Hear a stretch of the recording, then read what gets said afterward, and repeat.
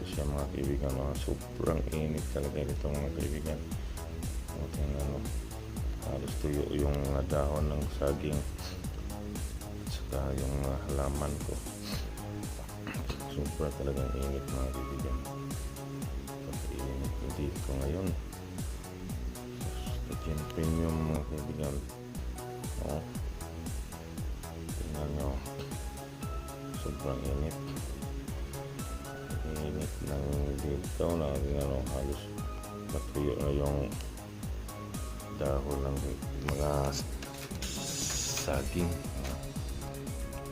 Tuyo, balik tuyo yung mga dahon ng saging sa sobrang init. Hindi ka masyado yung nakaraang buwan, malakas-lakas ng mga ulan dito. Ngayong August, hindi pa nagbuwilo yung ulan dito. Siyalan ba ito mga kaibigan? Siyalan ito mga kaibigan, tingnan niyo sa akin. Parang balik tuyo na ulit yung mga dahon. Balik tuyo ang mga dahon.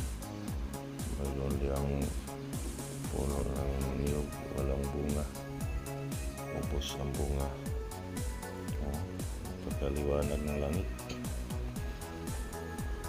Ito naman ang ito sa gilid ng bahay, nilabas ng bahay. Kita sa dito hanggang sobrang init. Liwanag. Pati yung mga dahon ng niyog halos tuyo na din. Mag-isang buwan na dito walang ulan. Yung mga bunga.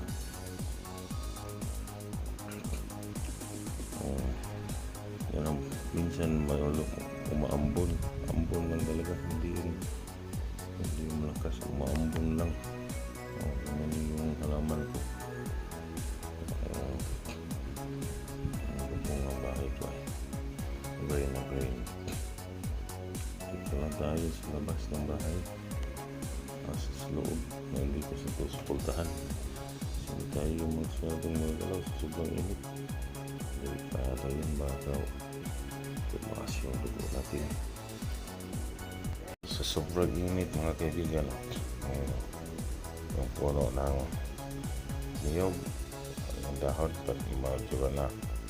medyo kumalas din siya mga kaibigan. Hilong-hilo na at ang buko naman dyan, ang sarap yan ng buko mga kaibigan.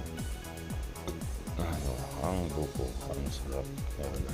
At dito na lang mga kaibigan, maraming salamat po sa inyong suporta at biglang to God bless po sa lahat po nakasuporta sa aking channel. Maraming salamat talaga mga kaibigan. God bless you all. Bye bye, thank you.